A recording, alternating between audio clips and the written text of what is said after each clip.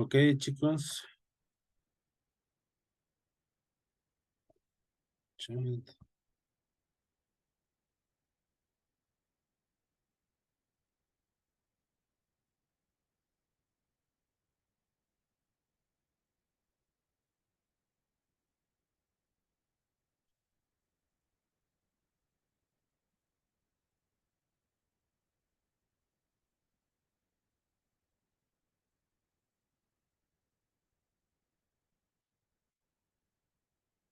Ok, chicos, perdón.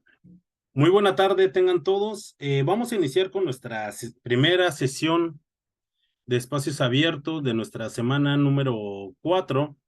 Nuestra semana número 4, nuestra semana número 3. En esta semana, nuestra unidad es los sistemas vivos. Vamos nosotros a revisar principalmente lo que integra o lo que tiene que llevar nuestra actividad integradora número 5 y 6.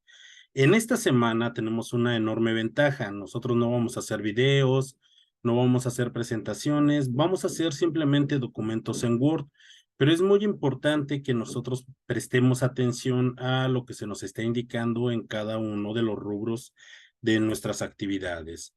Respecto, si tienen alguna duda, no solamente de los temas de nuestra actividad integradora número 5 y número 6, si tienen alguna duda de los temas de esta semana, no duden en tomar directamente el audio de esta sesión y realizar su pregunta. Ahora bien, estoy generando un video de esta sesión, el cual se subirá a la plataforma de YouTube. Aquí ustedes pueden escribir sus dudas en la sección de comentarios. También si tienen algún inconveniente técnico en esta sesión, pueden escribir sus dudas por medio de nuestro chat de esta plataforma. Lo más importante, recuerden, es que sigamos las normas de comunicación virtual. ¿Qué es lo que esperamos en esta semana? Aprenderemos la relación que existe entre la materia y la energía. Aprenderemos acerca de los seres vivos, las características que tienen los seres vivos que la materia inerte no posee. ¿Cuáles son los procesos importantes, esos procesos vitales que tienen todos los seres vivos? Y vamos a aprender acerca de la nutrición. No todos los seres vivos tienen la misma forma de cómo ingresar nutrientes para su crecimiento y para su desarrollo. Vamos a reflexionar de cómo es que todos los sistemas de un organismo están acoplados para formar un ser vivo y cómo es que todos los seres vivos están organizados y se relacionan en sistemas biológicos complejos. Aquí vamos a ver un poco acerca de la red trófica. Recuerden el propósito formativo de nuestro universo natural, que es nuestro módulo número 14, reconocer las características del pensamiento científico. Recuerden, nosotros ya conocimos el método científico. El método científico nos lleva al conocimiento científico y ese conocimiento científico desemboca en lo que es el pensamiento científico. Aquí nosotros conoceremos mediante el análisis de la dinámica del universo, el cual nos va a ayudar a comprender la estructura de la materia y la interrelación que tiene con la energía. Hoy esa estructura de la materia y la interrelación con la energía lo vamos a aplicar a los seres vivos. Por ello es muy importante que nosotros integremos esos conocimientos en esta semana. Para nuestra actividad integradora número 5, los seres vivos, el propósito es comprender las características de los seres vivos, sus procesos vitales, su clasificación y los tipos de organismos.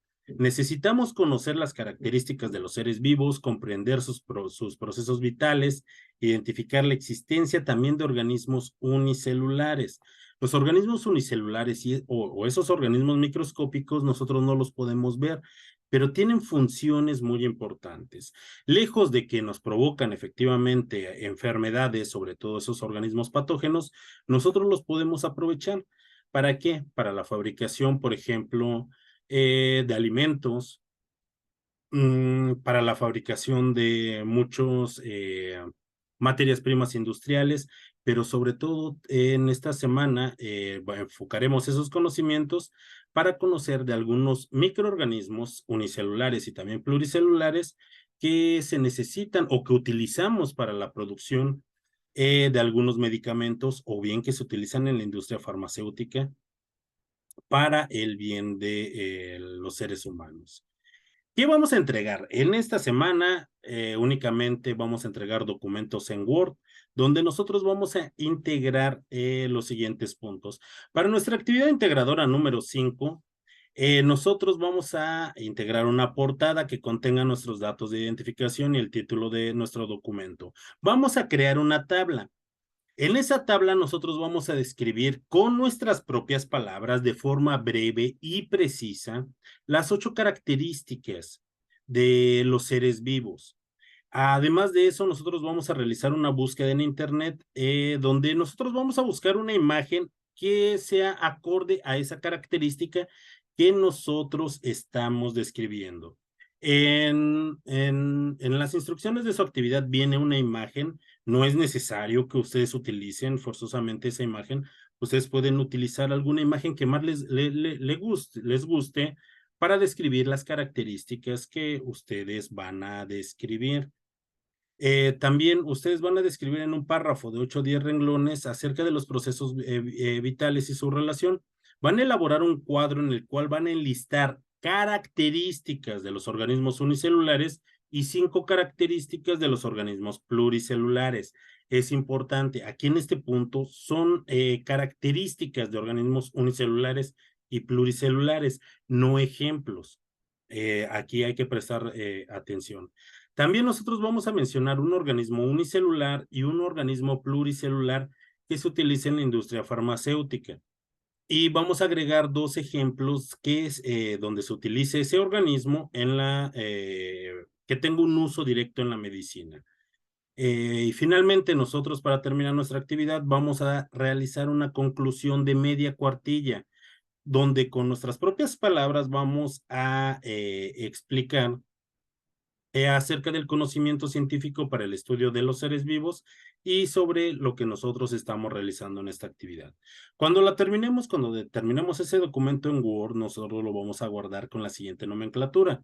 Nuestros apellidos, nuestro nombre y la clave de esta actividad, que es M14, S3, A y 5. Y bueno, ¿cuáles son esas características que tienen los seres vivos y que la materia inerte no posee? ¿O cómo podemos diferenciar a un organismo no vivo de un organismo vivo? Algunos de esos organismos o de esos entes no vivos, de esa materia inerte, claro que poseen alguna de las características que tienen los seres vivos, pero un organismo vivo tiene que poseer al menos estas 8 características que el día de hoy vamos a ver. Tanto los seres vivos como la materia inerte poseen una estructura, pero a diferencia de la materia inerte, los seres vivos están altamente organizados y tienen partes especializadas y coordinadas. Por ejemplo, yo aquí tengo una lámpara. Esta lámpara está hecha de materiales poliméricos, tiene una lámpara LED, tiene partes que son especializadas, sí. Vean, tiene un dispositivo para recargarla, tiene un dispositivo para encender la lámpara. Es una característica que tanto la materia inerte como los seres vivos poseen, claro que sí. La materia inerte también posee una estructura, pero la estructura de los seres vivos está muy especializada, debido a que posee un alto grado de organización. Todos los seres vivos están conformados por una o más células. De acuerdo a la biología, la célula es la unidad fundamental de la vida y a partir de de una célula funcional e independiente, nosotros ya tenemos un ser vivo y existen muchos seres vivos unicelulares. Existen hongos, existen bacterias, existen protozoarios. Eh, es importante, estos individuos también o estos seres vivos individuales poseen una alta organización. También tenemos seres pluricelulares como un elefante, el propio ser humano, los árboles, los arbustos, el pasto, y su nivel de organización es todavía mucho más eficiente y mucho más elevada. Los seres vivos y la materia inerte poseen estructura y poseen una organización, solo que la materia inerte, tanto esa estructura como organización, es muy simple a diferencia de los seres vivos. Los seres vivos van a presentar un metabolismo. La materia inerte no presenta un metabolismo. ¿Para qué sirven esas o qué es el metabolismo? El metabolismo son un conjunto de reacciones químicas que en los seres vivos le llamamos reacciones biológicas que aprovechan los seres vivos para dos cuestiones principales. Una es para obtener energía y para su crecimiento y desarrollo, y también para ese mantenimiento celular. De aquí que el metabolismo nosotros lo dividimos en anabolismo y catabolismo.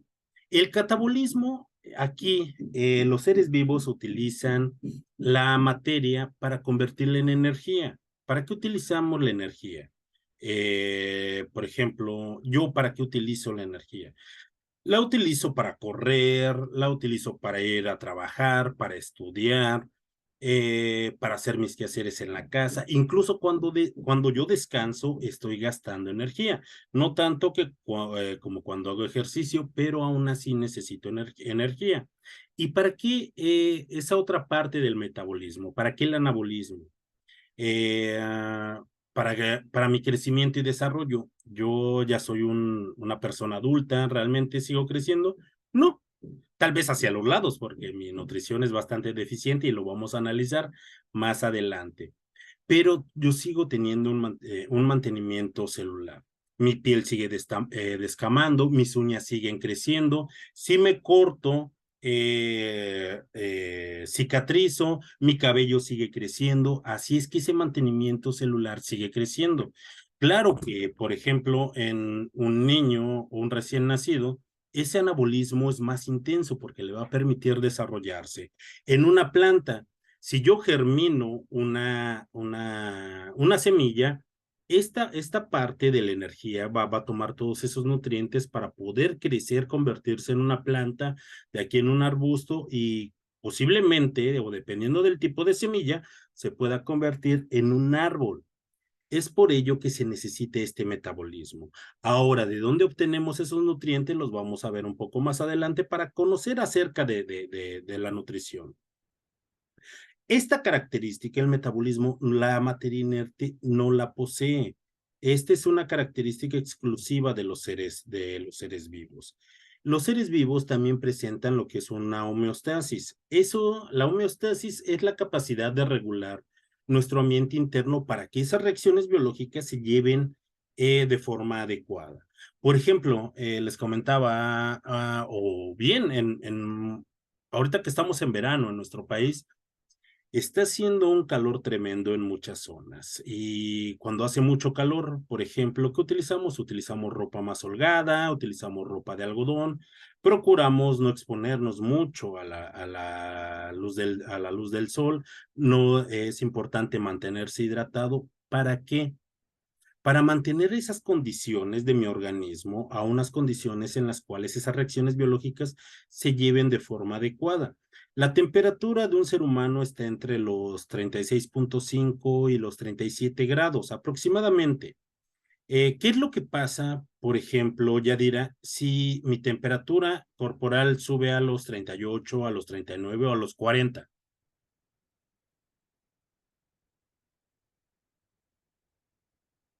Yadira, Aarón, ¿qué es lo que pasa si mi temperatura sube más de 38 grados? Mi temperatura interna. Buenas tardes, asesor. Bueno, según surgen algunas reacciones en el cuerpo, ¿no? ¿Cómo que? Mm, bueno, pues puede ser que, no sé, te sientas, ay, se me fue la palabra. Sí, a ver, mire, Ujú. a los 38 o 39 grados, ¿nosotros cómo le llamamos a esas condiciones corporales? Es, este, Tal vez donde usted viva le llame fiebre o le llamemos calentura, ¿cierto? ujú, ¿Y sí, qué es lo que pasa cuando tenemos calentura o tenemos fiebre? nos sentimos mal. ¿Y de qué forma? Pues nos sentimos débiles, cansados, con Debilidad, sueño. cansancio, Sí, sueño, eh, dolor muscular, dolor de es correcto, sí. articulaciones, nos Sí, mareamos. ¿Por qué? Porque la temperatura de nuestro cuerpo se eleva y las reacciones normales ya no se están llevando a cabo. ¿Qué pasa si mi temperatura sube a 40 o 41 grados? Podría morir. Tan solo unos 3 o 4 grados más de mi temperatura corporal que se eleven pondrían en grave riesgo mi vida. ¿Por qué? Porque esas reacciones ya no se están llevando a cabo. Esa homeostasis se está alterando. ¿Por qué? Puede ser principal por una infección, ya sea de bacterias, una infección vírica, alguna herida, algún mal funcionamiento de alguno de mis órganos, se presenta con esa alteración de mi homeostasis. ¿Qué es lo que pasa si ahorita yo salgo a hacer ejercicio a pleno sol, no me hidrato? Puede que me dé un golpe de calor. ¿Por qué? Porque mi cuerpo no puede regular su temperatura. ¿Cómo la regula? Por medio de la sudoración, para que mi cuerpo se mantenga a esos 37 grados. A diferencia, ¿qué es lo que pasa cuando estamos en invierno y hace mucho frío? Se nos recomienda ponernos ropa abrigada. ¿Por qué? Porque la temperatura ambiente hace que nosotros perdamos ese calor corporal. Y si mi temperatura desciende por debajo de los 36 grados, a 35 o a 34 presento estados de hipotermia y eso también pone en grave riesgo mi vida. ¿Por qué? Porque esas reacciones de ese metabolismo no se llevan a cabo. Para todos los seres vivos ocurre esta misma homeostasis y esta misma rango de temperatura. No, realmente no. Por ejemplo, los reptiles se adaptan a diferentes temperaturas. Este rango de temperaturas va a depender mucho del medio ambiente. Pero en el ser humano, entre 36 y 37 grados es una temperatura normal. Y si se eleva, nosotros ya conocemos esa debilidad, ese dolor muscular, ese dolor de articulaciones, el que nosotros nos sientamos enfermos. ¿Por qué? Porque ya nuestras reacciones ya no se están llevando a cabo. Esta característica tampoco la presenta la materia inerte. Esa materia inerte no presenta una homeostasis. Eh, los seres vivos también presentan un crecimiento, experimentan un crecimiento regulado, ya que nuestras células empiezan a aumentar de tamaño y empieza un proceso de división celular. Con los organismos unicelulares también ocurre esto en los procesos de reproducción, porque la célula crece, se divide y a partir de una célula surgen dos células nuevas. Ese es un tipo un tipo de reproducción asexual, mientras que en los animales predomina principalmente lo que es una reproducción sexual, pero eso lo explicaremos en un momento. Los seres vivos presentan un crecimiento regulado. Les platicaba hace un momento, cuando somos bebés necesitamos esa energía a partir de esos nutrientes para crecer y desarrollarnos y convertirnos en seres adultos, así como los pequeños osesnos necesitan alimentarse para convertirse en osos. Las plantas también necesitan esos nutrientes inorgánicos para convertirse en un arbusto o para convertirse en un árbol. Los seres vivos presentan un crecimiento regulado a diferencia de la materia inerte.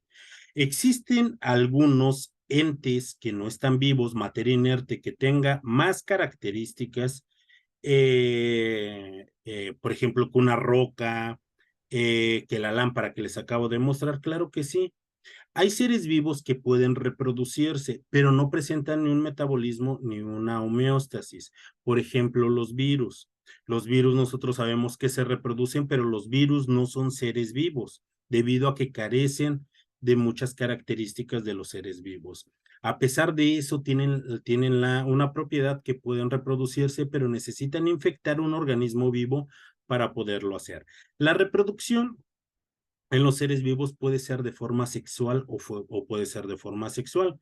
Una reproducción sexual involucra dos organismos parentales, es decir, un organismo padre, un organismo madre, con la fusión de células haploides que den origen a un nuevo ser vivo. Y también existe una reproducción asexual. Con el caso de las bacterias, a partir de una sola célula, esta crece y puede dividirse en dos células hijas. Y de esta forma es como tienen esta característica de reproducción, que es representativa de los organismos unicelulares. Los seres vivos también presentan una irritabilidad o respuesta. Ustedes pueden ver en pantalla, tal vez tengan en sus hogares alguna de estas plantas que cuando la tocan se empiezan a plegar. O han visto, por ejemplo, los girasoles. En la mañana apuntan hacia donde sale el sol y en la noche giran. Bueno, al atardecer van siguiendo al sol. Esa es una característica de una respuesta. ¿Por qué? Porque están siguiendo al sol. En este caso, en el de la plantita, se pliega. ¿Por qué? En el caso de que llegue un insecto o una oruga, se pliegan para que no tenga donde sujetarse esa plaga y no pueda devorar las hojitas. Esa irritabilidad o respuesta la presentan los seres vivos. ¿Qué es lo que pasa, por ejemplo, cuando nosotros llegamos a nuestra casa o a nuestro trabajo y un familiar o un amigo se esconde detrás de la puerta y nosotros entramos y brinca de repente? Pues puede que nosotros salgamos corriendo, que gritemos, que nos asustemos o nos desmayemos. Esa es una parte de irritabilidad o respuesta que nosotros también presentamos. O imagínense, tal vez les pase como su asesor virtual, que en la mañana se hace unos huevitos con jamón en la mañana, pone el comal, calienta sus tortillas, como siempre anda a las prisas, se le olvida que el comal está caliente o el sartén está caliente y lo toma directamente con la mano. ¿Qué es lo que pasa cuando siento ese calor? Grito o lo suelto inmediatamente para no seguirme haciendo daño con lo caliente que está el comal. Esa es parte de esa irritabilidad o respuesta. ¿Qué es lo que pasa cuando nosotros vamos caminando en la calle y de repente detrás de una reja sale un perro y nos empieza a ladrar y nos sorprende? Incluso hasta brincamos. Es parte de esa respuesta que tienen los seres vivos y todos los seres vivos responden a estímulos del medio. Así como el girasol va siguiendo al sol por ese estímulo que está recibiendo del sol, pues yo también brinco cuando me asustan. Y finalmente, una característica que tienen los seres vivos y la materia inerte no es esa parte de esa adaptación. Los organismos vivos se agrupan en poblaciones y cuando estas poblaciones existe competencia en el medio ambiente donde se desarrollan, pueden evolucionar. La evolución es otra característica de los seres vivos, pero necesitan integrarse dentro de las poblaciones y que exista competencia para que exista este salto evolutivo. ¿Qué pasa con los virus? ¿Los virus evolucionan? No, pero mutan. Tienen una capacidad de adaptarse, pero no obstante, los virus no son seres vivos. ¿Por qué? Porque no tienen un metabolismo, no tienen una homeostasis, no tienen un crecimiento, pero tienen una estructura, claro que sí. Tienen, por ejemplo, una adaptación, desde luego que la tienen, y tienen una forma de reproducirse, también la tienen. Tienen varias características de los seres vivos, pero no poseen todas las características. Es necesario que tengan estas 8 características para que pueda ser considerado un ser vivo. Si le hace falta alguna de ellas, ya no es considerado un ser vivo y simplemente es materia inerte. ¿Cuáles son esos procesos vitales que tienen todos los seres vivos? Tienen una nutrición, tienen un transporte de sustancias, tienen una respiración, un metabolismo y una forma de cómo reproducirse. ¿De dónde obtenemos esa energía y por qué crecemos? Por los nutrientes que necesitamos y que asimilamos. ¿Para todos los seres vivos ese proceso de nutrición es el mismo? No. Se han adaptado y han evolucionado para tener diferentes tipos de nutrición. Los humanos y los animales tenemos un tipo de nutrición heterótrofa, ya que nosotros necesitamos consumir a otros seres vivos o a esas sustancias ya preformadas en otros seres vivos para completar nuestros procesos de nutrición. Y hay una nutrición autótrofa, por ejemplo, el de las plantas, que a partir de la energía que les otorga el sol o la luz y fijando dióxido de carbono de la atmósfera, pueden sintetizar todo lo que necesiten para su crecimiento y desarrollo. Nosotros, ¿cómo le llamamos a esos nutrientes? Le llamamos alimentos y están compuestos de otros seres vivos que nos proporcionan carne, seres vivos vegetales, y también necesitamos de diferentes sales, sales inorgánicas que nos proporcionan iones como el calcio, el magnesio, el potasio o el calcio. Eso también lo veremos un poquito más adelante. En esos procesos vitales también los seres vivos necesitan de una respiración y ese es un proceso químico de oxidación. Nosotros respiramos ese oxígeno que está contenido en el aire que respiramos, pero no todos los seres vivos respiran oxígeno. De hecho, hay algunos seres vivos que el oxígeno es tóxico para ellos. De hecho, que existen bacterias que son anaerobias y que han aprendido a completar su parte del metabolismo utilizando otras sustancias como el azufre, como el metano, como el dióxido de carbono para completar esos procesos de respiración.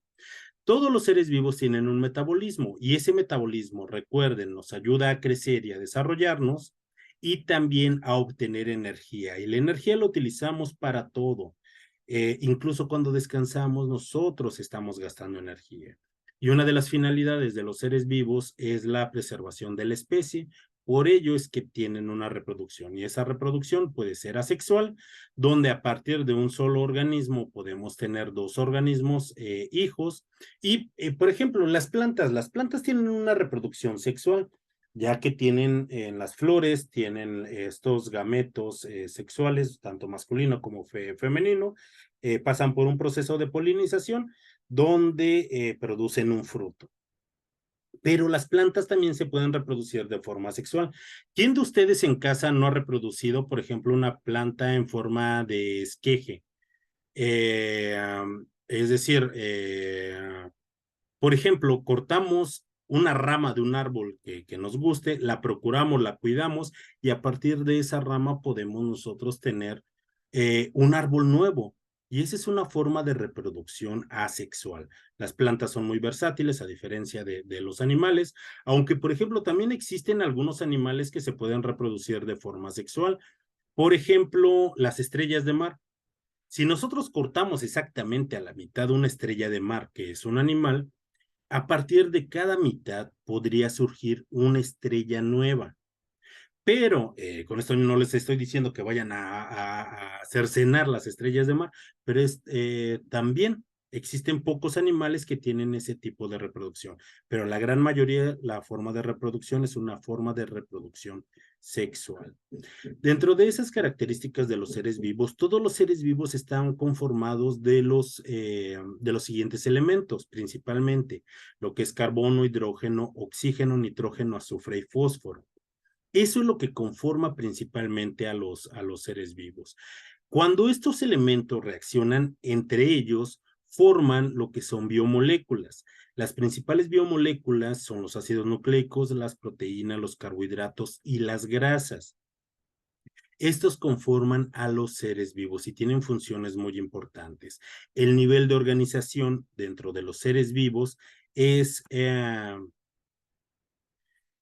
parte de esa estructura de los átomos que cuando reaccionan forman moléculas, las moléculas forman biomoléculas, las biomoléculas forman orgánulos celulares. Esos orgánulos celulares son característicos de la unidad fundamental de los seres vivos, que es una célula. Una célula puede ser considerada ya un organismo independiente y completamente funcional. De aquí es que nosotros encontramos organismos unicelulares que están conformados por una sola célula. Pero en el caso de las plantas o de los animales como el ser humano, esa estructura y esa organización es superior, ya que esas células o organismos que están formados de dos o más células, las células que están especializadas en una función forman tejidos, los tejidos forman órganos, los órganos se acoplan a otros órganos con funciones específicas y diversificadas que se acoplan a otros sistemas de órganos formando un organismo pluricelular superior. Dentro de esos sistemas de órganos, por ejemplo, el ser humano tiene un sistema tegumentario, un sistema muscular, un sistema esquelético, un sistema digestivo, un sistema respiratorio, un sistema circulatorio, un sistema endocrinológico, un sistema reproductor, está conformado por muchos sistemas. ¿Y por qué? Porque de ahí surge la especialización. Mi sistema respiratorio se encarga de difundir todo ese oxígeno, mi sistema circulatorio lleva esos nutrientes hacia mis órganos y transporta también esos desechos. Mi sistema muscular me permite ese movimiento, mi sistema esquelético me permite ese soporte, mi sistema endocrino me permite la fabricación de todas esas hormonas que yo necesito, mi sistema tegumentario me protege, ya que principalmente son los receptores de la piel, así es que somos sistemas bastante complejos. Vamos a decir, una sola célula, un organismo unicelular es muy simple. Sí, es simple a comparación de un organismo pluricelular, pero también es bastante complejo. Ahora, dentro de esos organismos unicelulares, de esas células independientes y funcionales, podemos tener tanto organismos procariotas como organismos eucariotas. Los organismos procariotas son organismos muy simples, pero no por ello quiere decir que sean menos exitosos. De hecho, su simpleza los ha llevado a que sean extremadamente exitosos. Los organismos procariotas o esas células procariotas no tienen un núcleo definido y es por ello que su DNA consta de una sola hebra y se encuentra esparcida dentro del citoplasma, es decir, dentro de la célula. No presenta ribosomas. Pueden existir estas sin oxígeno, pueden existir también como organismos anaerobios, se reproducen principalmente de forma sexual por bipartición y la mayoría son heterótrofos. ¿Qué es lo que pasa? También existen organismos unicelulares eucariotas. ¿Qué quiere decir eucariota? Que son células más evolucionadas y más especializadas. No con ello quiere decir que sean más exitosas. El éxito va a depender del medio en el que se desenvuelven. Las células eucariotas tienen un núcleo definido, su DNA se encuentra dentro de unidades complejas llamadas cromosomas, pueden ser aerobios, se reproducen por mitosis y por meiosis, y pueden ser autótrofos como las plantas o las algas, o heterótrofos como los animales. Ahora, ¿en qué depende el éxito de cada una de estas células? Depende del medio. Porque así como las células eucariotas sí efectivamente son más evolucionadas, son más especializadas, las células procariotas pueden vivir en ambientes extraordinariamente extremos y ahí pueden existir, mientras que las células eucariotas difícilmente las podemos encontrar ahí. Así es que va a depender mucho del medio en el cual se desarrollen. Así como existen organismos unicelulares, como las bacterias, como algunos hongos, como las algas, también existen organismos pluricelulares como el ser humano, como las plantas. Y la ventaja de los organismos pluricelulares es que pueden formar tejidos, órganos y a partir de ellos sistemas de órganos. Y estos dividen las actividades en actividades especializadas, como les mencionaba. Mi sistema respiratorio me permite difundir todo el oxígeno y llevarlo a todos mis órganos mediante un sistema circulatorio, al igual que esos nutrientes. Tengo un sistema musculoesquelético que me permite correr, que me permite brincar, que me permite el sostén de mi organismo. También existe, por ejemplo, en las plantas un sistema tegumentario, un sistema circulatorio, solo que es diferente, pero le ayuda a las plantas también a crecer muchísimo. Hay árboles que miden, como las secuoyas californianas, que viven más de 1000 años y pueden medir más de 100 metros, ¿no? También existen animales muy longevos, claro que sí. Existen animales muy grandes como una ballena azul, por supuesto, como un elefante que pesa entre 4 y 6 toneladas, tal vez más, y existen una diversidad de organismos vivos. Gracias a la especialización y a la división de actividades. Y por supuesto, que esa organización es todavía mucho más elevada que para los organismos unicelulares. ¿Cuáles son las características en sí de un organismo unicelular que de un organismo pluricelular? Un organismo unicelular está conformado únicamente por una sola célula, mientras que para los organismos pluricelulares están conformados por dos o más células. Pueden existir en diversos reinos. Los organismos unicelulares son característicos del reino de las bacterias, de las arqueas, del reino fungi, del cromista y de los protozoarios. Van desde tamaños microscópicos hasta pocos milímetros, pero no más grandes. Pueden vivir en hábitats extremos, claro que sí, en hábitats muy ácidos, muy secos, con temperaturas muy elevadas, ahí pueden vivir estos microorganismos, pero no pueden conformar estructuras muy complejas. A lo más es que se agrupen dentro de colonias, es decir, muchos microorganismos individuales que están coexistiendo en el mismo lugar.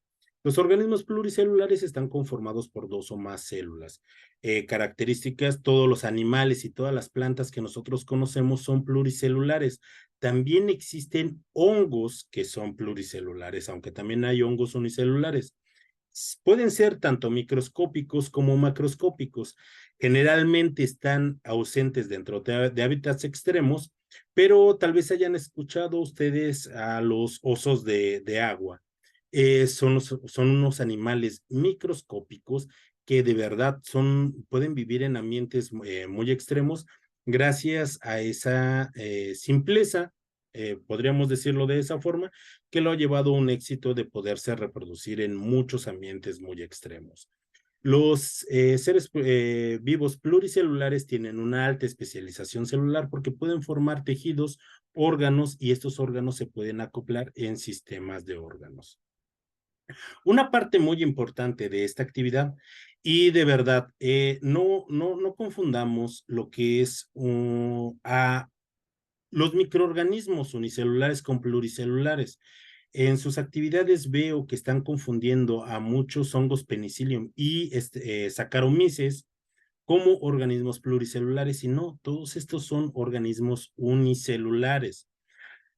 Por ejemplo, yo haciendo una búsqueda rápida encontré, por ejemplo, del hongo Penicillium, que es unicelular, es un microorganismo unicelular. Se fabrican antibióticos como la ampicilina y la penicilina.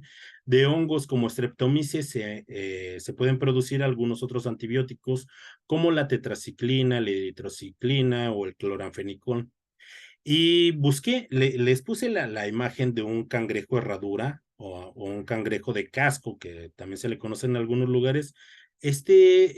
Solo existe en dos lugares, en la península de Yucatán y en las costas de Japón. ¿Cuál es la característica importante de este animal? Este animal tiene sangre azul. Esa sangre azul contiene componentes que son muy importantes para la fabricación de medicamentos especializados que pueden combatir el cáncer, y también le ayuda a los astronautas que regresan a la Tierra a recuperar sus funciones vitales normales, por ejemplo, la recalcificación de sus huesos. Por ello es muy importante este animal, ya que a partir de su sangre se pueden fabricar medicamentos especializados. Pero, por ejemplo, tal vez quienes vivan allá en Tabasco, en Campeche o en Yucatán, conozcan lo que es la ceiba. La ceiba, ese árbol, la corteza se utiliza en test para mitigar el dolor de cabeza, ya que contiene ácido acetilsalicílico. Y no solo eso, por ejemplo, también el maple, el árbol del maple en su corteza contiene ácido acetilsalicílico. A partir de la ceiba se pueden obtener agentes antiespasmódicos, eméticos y diuréticos. Por ejemplo, ¿a cuántos de ustedes que tal vez retengan líquidos, no les recomiendan en el doctor, en vez procure tomar agua de Jamaica? ¿Por qué? Porque es diurética. O tomen agua de piña, que también nos ayuda a tener un mejor metabolismo, a que la comida no nos caiga tan pesada. Y de esa forma también esas plantas se utilizan para una función médica muy importante. En algunos lugares, por ejemplo, tal vez acostumbren cocinar con epazote. El epazote en algunos lugares se hacen infusiones, se hacen test para eliminar muchos parásitos que tenemos nosotros en los intestinos. Claro que existen medicamentos, pero también se pueden utilizar este tipo de plantas. No con ello es que si no tenemos conocimiento de la herbolaria, nosotros lleguemos a utilizarla, sino hay que buscar a alguien que conozca cómo utilizar de forma correcta estas plantas. Pero a partir de un dato muy importante, actualmente el 30% de los medicamentos se extrae de las plantas. Eh, en unos 10 o 15 años, jóvenes, el 50% de los medicamentos se va a poder extraer de las plantas.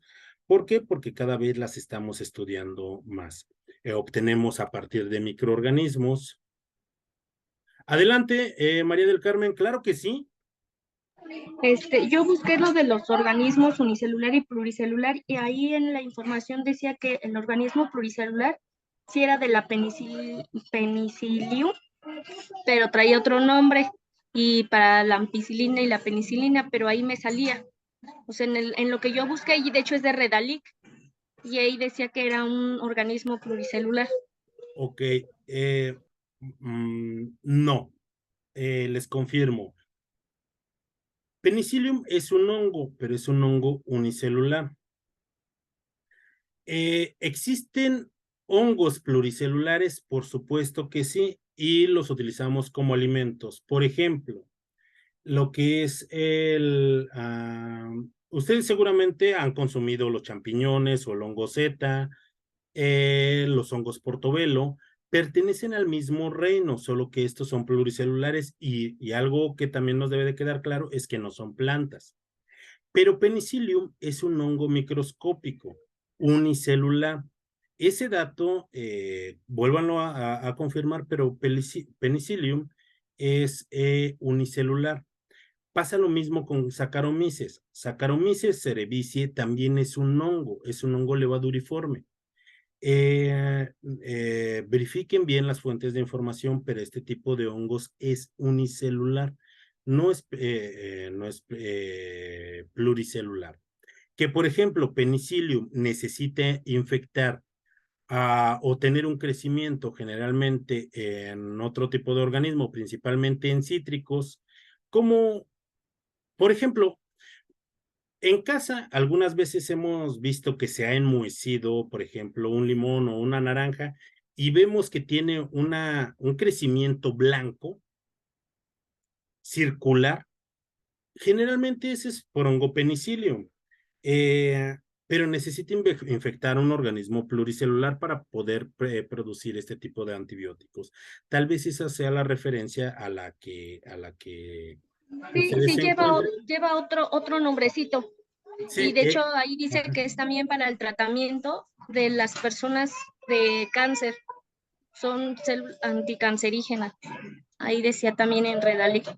Ok, miren, y qué bueno que me lo dice María del Carmen, para poder revisar este recurso en el que ustedes están revisando, pero no, es Sí, con porque categoría. no viene nada de pluricelular, no viene nada, hasta también viene que lo unicelular y pluricelular son las levaduras. Ahí dice levaduras para pan y para Sí, comer, todo eso.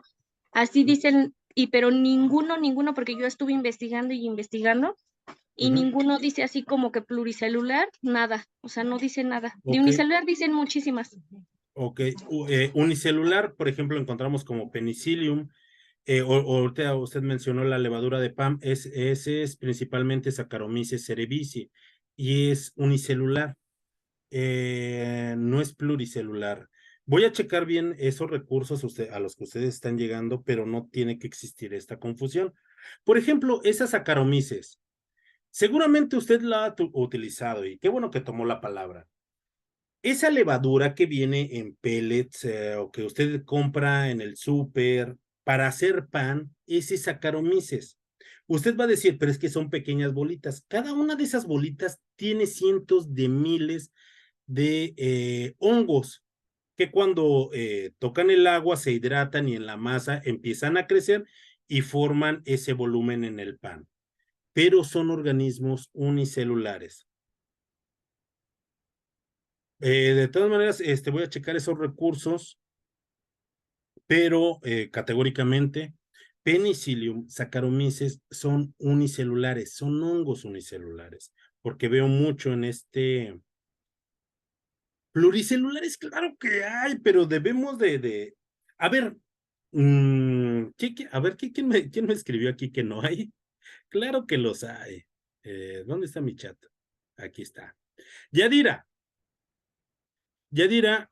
¿qué es lo que pasa, por ejemplo, cuando nos duele un poco el estómago y generalmente tal vez le recomienden un té? ¿Usted de qué se toma un té? Un té de hierbabuena. Ah, de hierbabuena. Claro que sí, nos ayuda Y otro que es bueno, aquí mi comunidad es Ajá. el escafiate, es muy buenísimo. Ok, ¿para el dolor de estómago?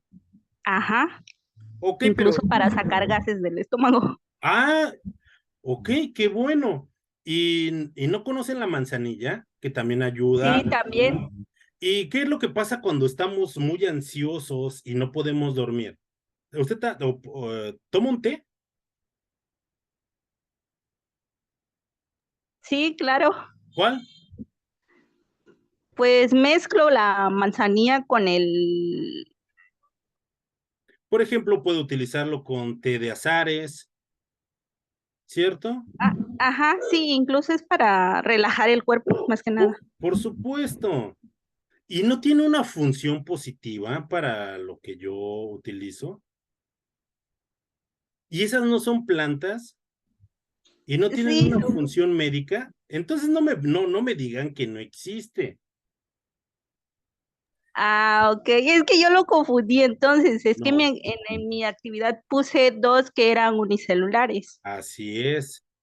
No, ¿cómo vamos a comprender nuestro universo natural cuando no logramos comprender lo que nosotros hacemos? Para eso es este módulo, para que nosotros comprendamos lo que hacemos en nuestras actividades diarias. Por ejemplo, ¿quién de ustedes, por ejemplo, cuando tenemos malestar de garganta o un poco de tos con flemas que nos ayude a sacar las flemas, quién no se hace un jarabe de cebolla con azúcar? ¿Alguno de ustedes lo ha hecho? Yo sí lo he hecho, profesor. Incluso se le pone limón también. Ándele, limón para que no nos deje acá el cebollazo, ¿cierto? ¿Y la cebolla qué es, unicelular o es pluricelular? Pluri. Pues ahí está, pues eso es lo que yo hago y si me calma un malestar, ¿por qué? Porque la cebolla también tiene ácidos que funcionan como antibióticos. Entonces, pues yo lo utilizo, pues la pongo en mi actividad. Y si no me sé el nombre científico, pues le pongo que es un organismo pluricelular, es una cebolla, claro que sí, es una planta. ¿Qué tipo de producto me hace? Pues me hace un broncodilatador o me atenúa ese malestar de la tos. Por ejemplo, ¿alguno de ustedes no ha utilizado para eliminar algún hongo en la piel el ajo? O incluso para manchas en la piel. ¿No ha utilizado el ajo? Tengan mucho cuidado porque el Sí, ajo, también para piquetes de moscos. para los piquetes, y el ajo es pluricelular, viene también de una planta. ¿Y para qué me ayuda? Pues para que los moscos no me piquen y se lo pongo en mi actividad. Entonces, profe, no importa que sean plantas, es que dice que pues algo farmacéutico y farmacéuticos no, entonces podemos poner algo herbolario. De ese Por, sí sé, por o sea, sí sé su, poner varias cosas que cura, pero no sé o sea, así como de farmacéutico, no. miren, les acabo de mencionar que actualmente el 30% de los fármacos, de los medicamentos se obtienen a partir de las plantas. Asesor, disculpe, ¿se puede Adelante. poner su nombre científico? Y ya se pone Perdón, de la cebolla. de lo que vayamos, del ejemplo que vayamos a colocar, pone su nombre científico y ya en qué se emplea. Pueden poner su nombre o su nombre científico, pero si no se lo saben, pongan el nombre de como ustedes lo conocen. Es más, Ok, sí, gracias. ¿cuántos de ustedes no utilizan sábila? Utilizan la piel de la sábila para alguna escoriación, utilizan la carnita de la sábila para un licuado, para mejorar la digestión. ¿No tiene funciones médicas? Sí, tiene. Sí, sí las tiene, para Ahí quemaduras está. también. Sí, la sábila tiene muchas. Ahí está, y ustedes la conocen, entonces no nos rompamos la cabeza buscando algo más, sino lo que esté en sus comunidades. ¿Quién de ustedes o es de allá de la península de Yucatán y se utiliza mucho la ceiba y se utilizan otras plantas? Sobre todo se utilizan, incluso hay un tipo de frijol, es un frijol, si no mal no recuerdo, es rojizo y se utiliza también para eliminar, adelante Francisco, para eliminar los parásitos. Perdón, pero entonces ya para aterrizamos este tema, porque esto va pues relacionado con la última pregunta, ¿no? El último cuadro. Así Por es. ejemplo, yo puedo poner organismos policelulares, pongo hongos, y en 3 ejemplos o productos elaborados, pues puedo ser muy general y poner, pues pueden producir antivirales, antibióticos como la penicilina y controladores como la ciclosporina que regula el colesterol. Ahí ya tengo mis 3 ejemplos y dije un hongo, aunque no me sepa su apellido, que es fungus, lo que son bononchus. No sé, nada más que es un hongo. Ajá, ok, si de esa forma lo va a hacer, es correcto. Ok, perfecto. Lo importante no es lo rimbombante del nombre, que yo no solamente ponga el nombre y el género, si me lo sé, qué bueno, y pongo el nombre científico. Lo importante es que nosotros relacionemos nuestro medio.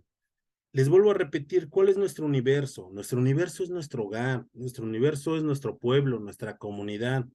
Y la comunidad donde ustedes viven es diferente a la comunidad de donde yo vengo o donde yo crecí y utilizamos diferentes productos.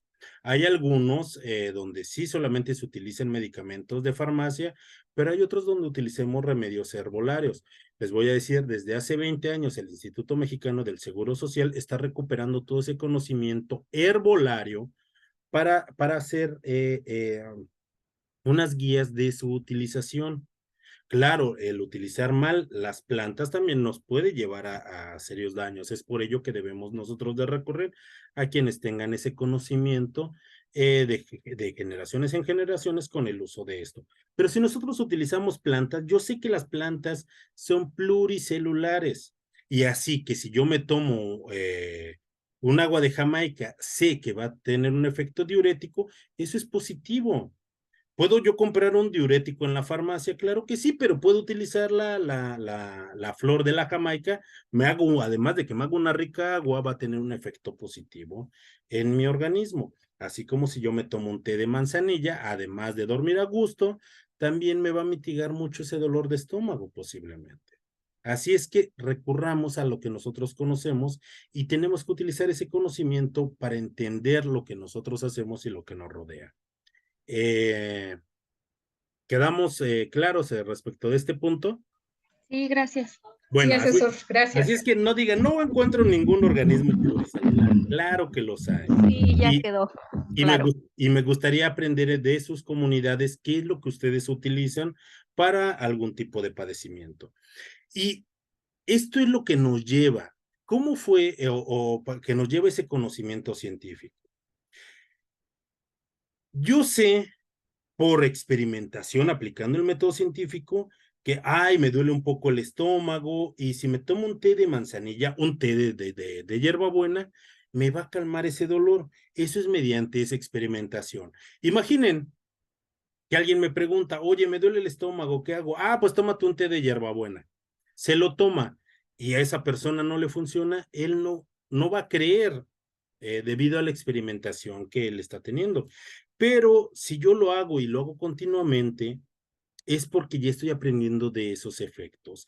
El aplicar el método científico, y es como se aplica para la identificación y la caracterización de las plantas y todos sus componentes, nos lleva aquí al conocimiento científico. El Instituto Mexicano del Seguro Social, como les mencionaba hace un momento, desde hace 20 años está recopilando toda la herbolaria tradicional en México para hacer guías sobre su utilización. ¿Por qué? Porque ese conocimiento de utilizar las plantas ya está comprobado. Entonces, gracias a ese método científico, ya tenemos ese conocimiento científico. ¿Para qué nosotros aplicamos ese conocimiento científico?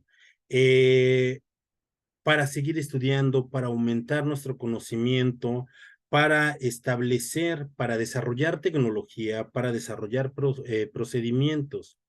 Necesitamos conocimientos especializados para desarrollar el método científico. Si es una investigación especializada, es muy posible que sí, Pero si es...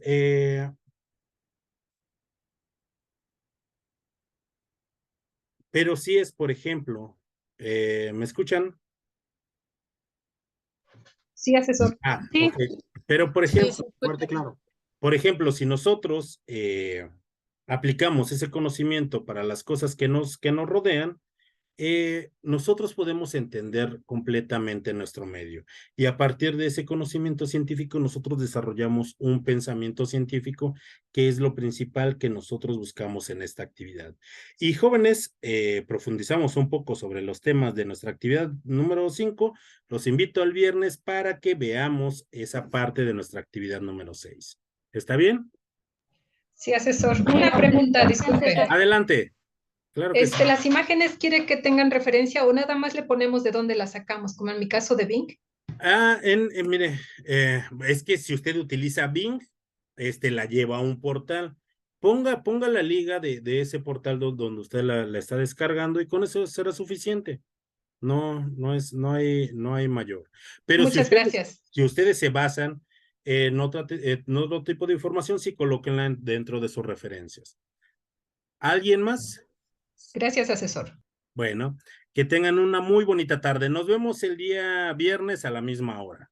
¿Sale? Saludos. Sí, César, gracias. Hasta luego, hasta esté luego. bien, Aaron, hasta María luego. Carmen, Mari, Yadira, Lucila, Francisco y Sonia. Hasta luego. Hasta luego. Adiós.